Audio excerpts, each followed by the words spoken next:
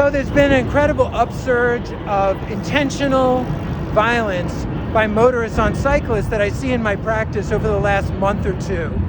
And I'm really trying to figure out what to do about it, because oftentimes when a motorist intentionally injures a cyclist, there are all these additional barriers and problems that the legal system throws up. Generally speaking, it's considered a matter that the criminal justice system is supposed to look at, but the criminal justice system says if an assault takes place in traffic, it's really a matter of traffic.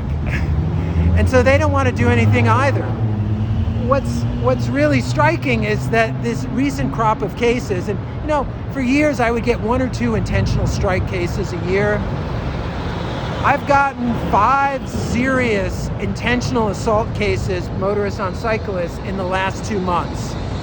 And some of them have incredible video evidence to demonstrate exactly what the motorist did. In one case, the motorist actually got out of the car, chased the cyclist down, and knocked him off his bike, broke his clavicle. Another one, the motorist changed course and pursued the cyclist and ran him down in the bike lane, all captured on the cyclist's GoPro camera mounted on his helmet or handlebars. And in a third case, someone with an e-bike just threw it in the path of a cyclist who was at speed, sent him to the ground, seriously injured him. I mean, I could just go on. And, we need to figure out some way of bringing accountability for people who intentionally assault cyclists. And I'm also trying to figure out if the advent of congestion pricing or the growth of bike lanes, the success of our movement in getting space set aside for cyclists so they can be safe, is somehow intolerable to some small subset of drivers with anger management problems who just lose it and attack cyclists. And how can we in the cycling community fashion a strategy that's going to bring accountability to those drivers? I can tell you, in one of these cases, we brought the video showing the driver hunting down the cyclist in the bike lane after an interaction and running him over. And all the cops in the precinct were like, wow, yeah, this is serious. And they brought it to their sergeant and like, oh no, we're not touching that. And they came up with like a technical reason why there was nothing that NYPD could do, because it was 5 days afterwards. And in another case, a cyclist just came to me 2 or 3 days ago. A cyclist did the thing I often ask cyclists, to think hard about doing, which is flipping off the motorist who's tailgating them and honking on them while in the bike lane to get out of their way so the motorist can get past. He flipped him off, and the driver did an intentional strike and then took off.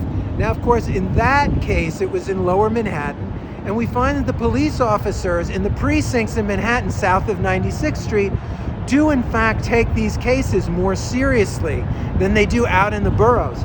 And really, even out, you think some neighborhoods maybe are going to be similar, like Park Slope, etc. No.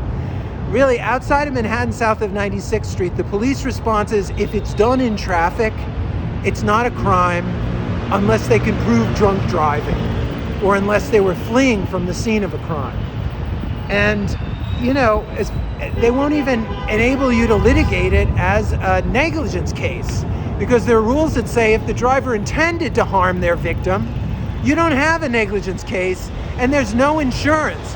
And a lot of these drivers, they don't really have assets you can go after. They're the kind of people who commit crimes and acts of violence freely and randomly, and guess what? They don't have a lot of assets there to compensate their victims. So their auto insurers are off the hook. Trying to get compensation out of them for the victims of their violence is, like getting blood from a stone. And it's really quite a challenge to figure out how we're going to stem this epidemic of intentional violence against cyclists that I see suddenly surging here in the spring of 2024.